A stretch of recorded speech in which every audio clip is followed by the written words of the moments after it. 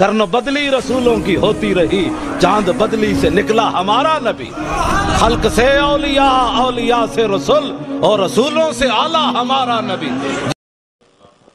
حضرت آدم علیہ السلام جب آسمانوں سے زمین پہ گرے ہیں، 350 سال تک شرمندگی سے سر نہیں اٹھایا، سر نیچے کر کے روتے تھے، اتنا روئے ہیں، اتنا روئے ہیں۔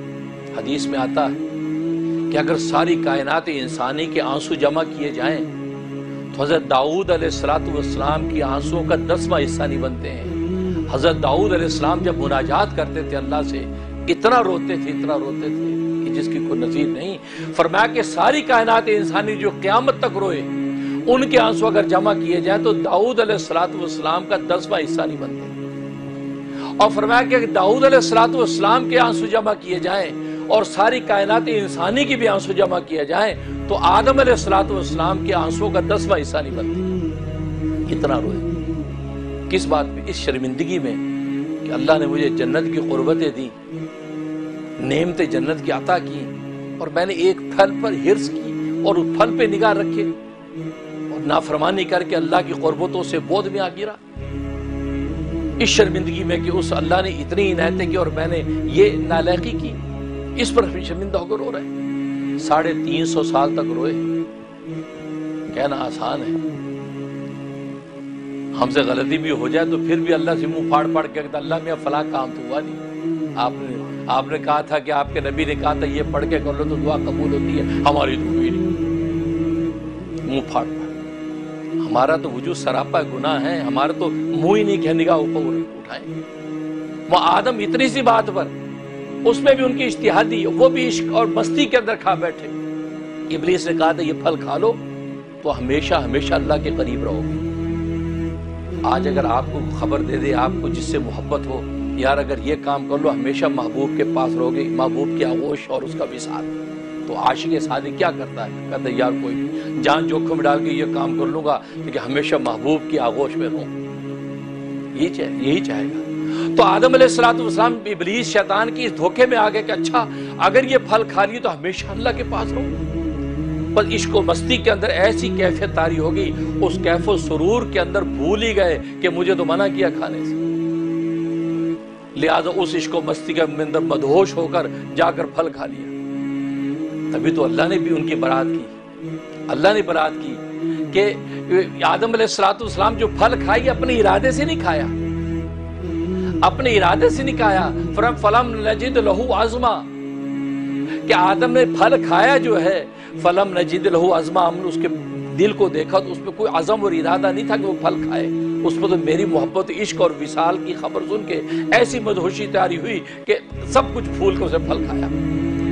تو گویا کہ عشق و مستی میں کھائے، اس میں بھی نافرمانی مطلوب نہیں تھی، اور ہم تو خدا نہ خواستہ نافرمانی کرتے اور پتہ ہے نافرمانی ہے، اور یہ بھی پتہ اللہ راضی نہیں ہے، اللہ خوش نہیں ہے، اللہ کا رسول خوش ہے، پھر بھی کرتے ہیں کہ چلو یار توبہ کر لیں گے، یار ساری دنیا کر رہی ہے ہم نے کر لیا تو کیا ہوا؟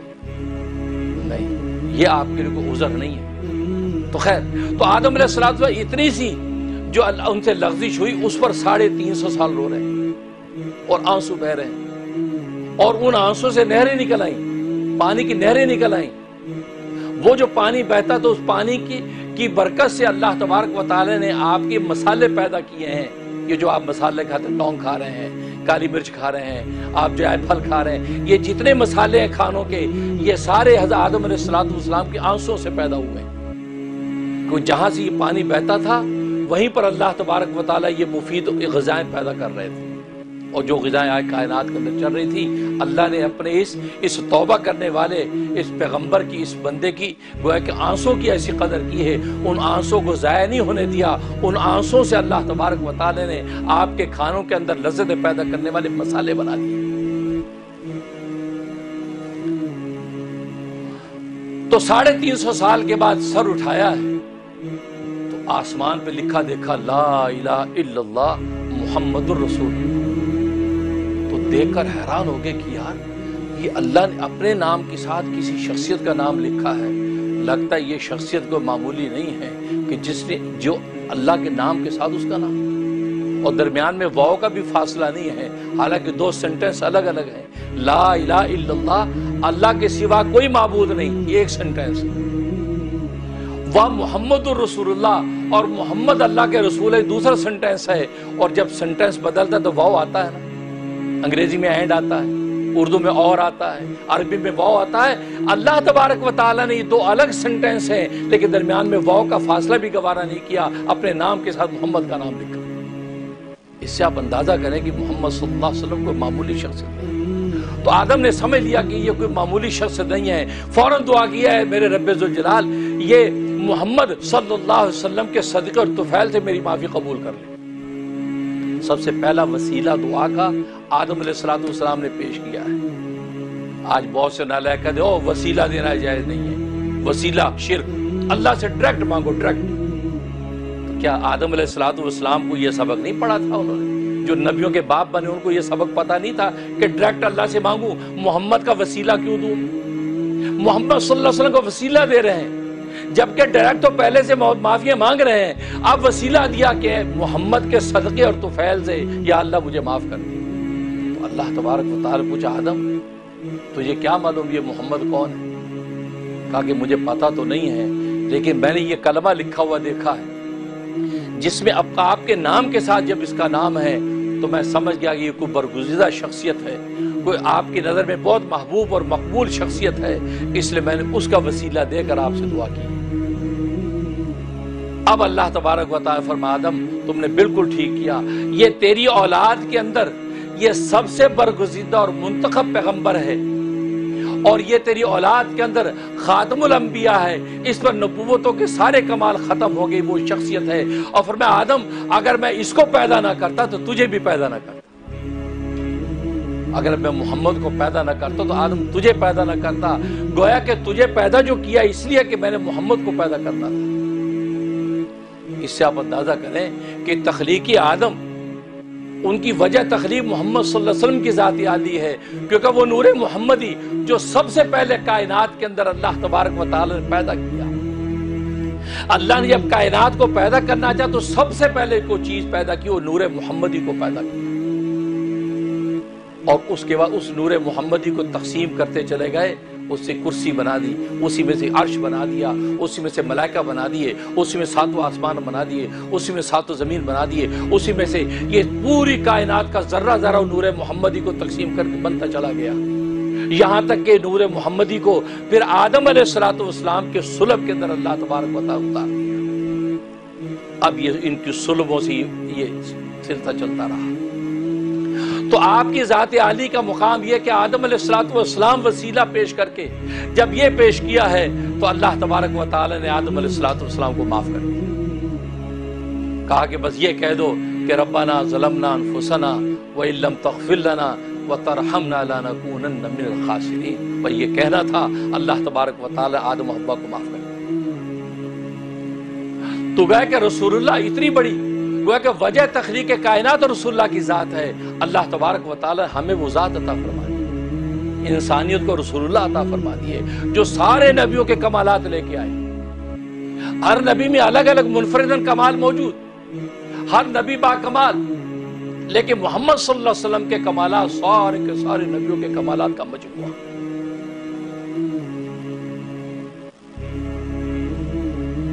کائنات حسن پھیلی تو لامحدود تھی، کائنات حسن پھیلی تو لامحدود تھی، جب سمٹی تو نام محمد بن کر رہ گئی۔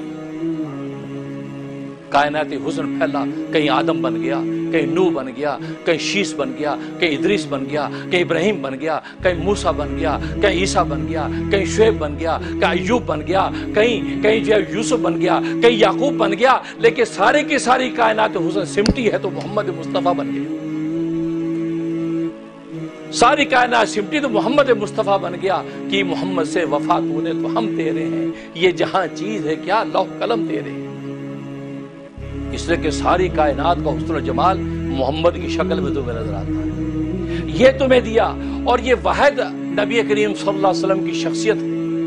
اللہ نے بے شمار نعمتیں عطا کی ہیں، اللہ نے قرآن میں کسی نعمت کا احسان نہیں جتلایا کہ دیکھو میں نے تمہیں یہ نعمت دی، کسی نعمت کا اللہ نے بلند آسمان دیے، وسیع زمین دی، پروقار پہاڑ دیے، خوبصورت آبشاریں دی، لہلاتے چشمے دیے، لہلاتی فصلیں دی، کتنی نعمتیں، اس قدر نعمتیں کہ شمار بھی نہیں آتی. لیکن اللہ تبارک و تعالیٰ نے جس نعمت کا احسان جتلایا ہے وہ صرف رسول اللہ کی نعمت ہے. اور قرآن میں کہا لقد من اللہ علی المؤمنین، البتہ تحقیق اللہ نے احسان کیا ایمان والوں پر. احسان جتلائی واحد نعمت ہے کہ جس کا اللہ نے احسان جتلایا. بیت اللہ دیا، احسان نہیں جتلایا. کتاب اللہ دیا، احسان نہیں جتلایا. انبیاء کائنات کے اندر آتے ہیں، کسی کا احسان نہیں جتلایا. یہ وہ واحد نعمت ہے. لقد من اللہ علی المؤمنین، البتہ اللہ نے احسان کیا ایمان والوں پر. اذ بعث فیہم رسولا من انفسہم، جب اللہ نے انہی میں سے ان کا ایک رسول مبعوث کر دیا. من انفسہم، انہی میں سے پیدا کر دیا، باہر سے نہیں لائے، باہر سے نہیں لائے، انہی میں سے پیدا کر دیا. دیکھو یہ واحد نعمت ہے جس کا احسان اللہ جتا رہے ہیں. کیا کرتے ہو؟ یتلو علیہم آیاتہ، وہ اللہ کی آیتیں پڑھ پڑھ کر سناتے ہیں. وَيُزَكِّيهِمْ، اندر ان کی دل اور نفس کو پاک کرتے ہیں. وَيُعَلِّمُهُمُ الْكِتَابَ وَالْحِکْمَةَ، اور کتاب کی تعلیم دیتے ہیں، اس کے معارف اور مسائل اور حقائق کھولتے ہیں. والحکمہ، اور زندگی گزارنے کا سلیقہ سکھاتے ہیں، وے آف لائف، دانائی کی باتیں بتاتے ہیں. وَإِن كَانُوا مِن قَبْلُ لَفِي ضَلَالٍ مُبِينٍ، اگرچہ وہ اس سے پہلے کھلی گمراہی کے اندر تھے. یہ انسانیت اور نبی کے زمانے کے لوگ پہلے کھلی گمراہی میں تھے. اللہ تبارک و تعالی نے آپ کی ذات ایسی عطا کر دی ہے کہ ایک ایسا احسان کر دیا کہ ان کو جہالت کی اندھیر سے نکال کر نور کی، علم کی روشنی کے اندر پہنچا دیا. یہ آپ کی ذات.